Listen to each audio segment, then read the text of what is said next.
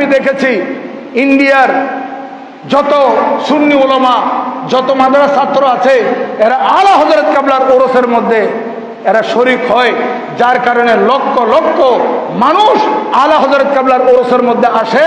কিন্তু আমি একটা জিনিস উপলব্ধি করলাম, এই যে লক্ষ লক্ষ মানুষের মধ্যে সাধারণ পাবলিক থেকে আলেম এবং মাদ্রাসা ছাত্র বেশি। আলেম এবং মাদ্রাসা ছাত্র আলা হযরত কিবলার ওরসের মধ্যে বেশি। যেদিকে যাবেন সেদিকে সুন্নি উলামায়ে কেরাম।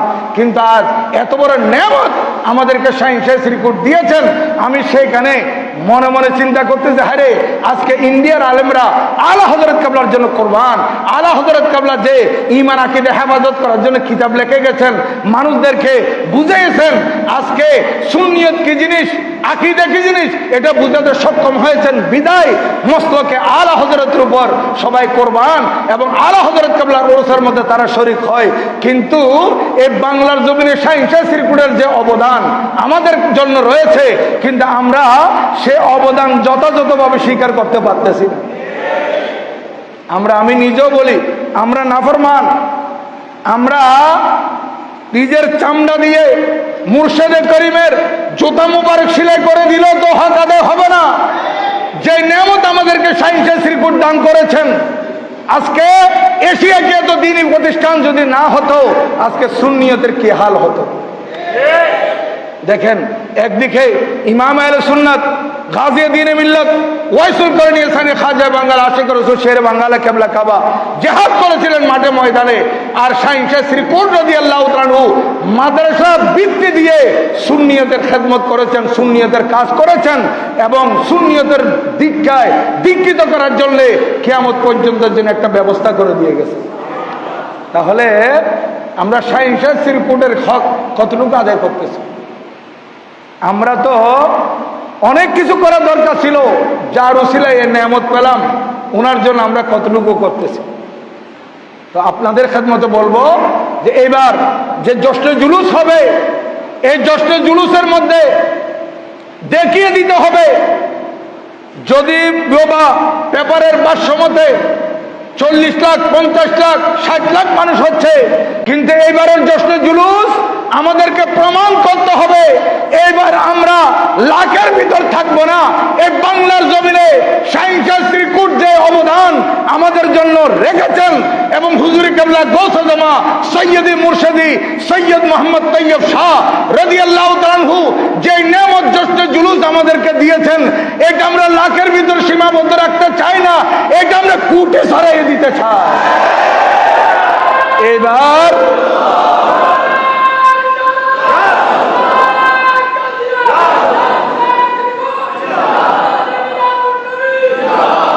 এবারের জুলুসের মাধ্যমে আমাদেরকে বাতিলদের সামনে এটা প্রমাণ করতে হবে, বাতিলদেরকে দাঁত ভাঙার জবাব দিতে হবে আমাদের জুলুসের মাধ্যমে।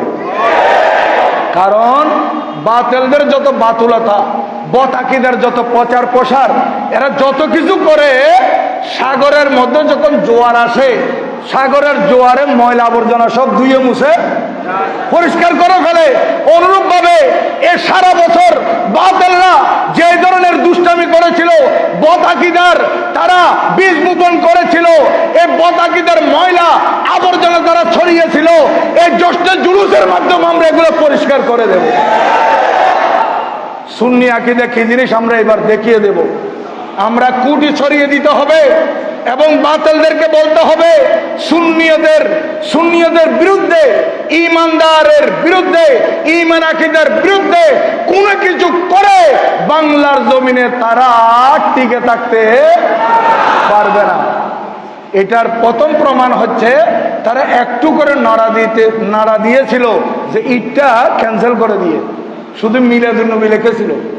কিন্তু আপনারা যখন সোচ্চার হয়েছেন, ওলামায়ে কেরাম যখন সোচ্চার হয়েছে, তখন ঈদটা আবার লাগাতে বাধ্য হয়েছে। কারণ আমরা জানি চোর চুরি করে গৃহস্থের অবস্থা বুঝে। গৃহস্থ যখন ঘুমের গুড়ে থাকে তখন চোর খুশি হয়ে যায়, গৃহস্থ ঘুম আছে, ঘরের মালিক ঘুম, আমরা ইচ্ছে মতো চুরি করতে পারবো। আর গৃহস্থ যখন ঘরের মালিক যখন সজাগ থাকে তখন চোর ঢুকতে পারে না। আমাদের ঘুমানোর সময় নাই, আমরা সব সময় সজাগ থাকতে হবে ঈমান আকীদা রক্ষা করতে হলে। এবং পরবর্তী প্রজন্ম যারা দুনিয়াতে আসতেছে, আমাদের এই ছোট্ট ছোট্ট শিশুরা যারা দুনিয়াতে এসেছে এবং নতুন প্রজন্ম যারা আসতেছে, তাদেরকে আমরা সুন্নিয়ত কি জিনিস এটা শুরু থেকে আমরা বুঝাইতে থাকবো ইনশাআল্লাহ।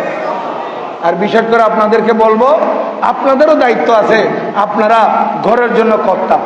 আমার নবীজি ইরশাদ করেছেন, প্রত্যেকে আপন আপন জায়গার মধ্যে কর্তা। আপনারা দায়িত্ববান, আমি আমার পরিবারের জন্য কর্তা, আপনারা আপনাদের আপন আপন পরিবারের জন্য কর্তা। আপনাদের পরিবারের ছেলে মেয়ে বিবি বাচ্চারা কিভাবে চলতেছে, কোন পথে চলতেছে, কোন আকীদা পোষণ করতেছে, এগুলা দেখাশোনা করা এটা আমাদের প্রত্যেকেরই ঈমানি দায়িত্ব। আমি হুজুরে কাবলার মুরিদ, আমি এখানে বসে থাকলাম, শাহিনশাহ শ্রীকুট হুজুরে কাবলা তসলিম আনলে ব্যবসা বাণিজ্য বন্ধ করে দিলাম, আমি সব কিছু বাদ দিয়ে আমি হুজুরে কাবলার দরবারে চলে আসলাম। হুজুরে কাবলার প্রোগ্রাম যেখানে হচ্ছে সেখানে গেলাম, জ্যৈষ্ঠ জুলুসে আসলাম, ওইদিকে আমার ছেলেটা আলা হাদিস হয়ে গেছে, ওইদিকে আমার ছেলেটা অন্য কোনো বাতিল ফেরকার মধ্যে চলে যাচ্ছে, অথবা আমার ছেলে নাস্তিক্যবাদের দিকে চলে যাচ্ছে, অথবা আমার ছেলে মাদক সেবী হয়ে যাচ্ছে। তাহলে আমি যে হুজুরে কাবলার দরবারে বসে থাকলাম, তাহলে এটার কি ফায়দা হলো? শুধু আমি বসতে হবে না, আমার ছেলেকেও বসাইতে হবে। এই জন্য আপনাদেরকে বলবো, আপনারা তো হুজুরে কাবলার দামন ধরেছেন, আপনাদের সন্তানদেরকেও বলবেন হুজুরে কাবলার দামন ধরে ফেলার জন্য।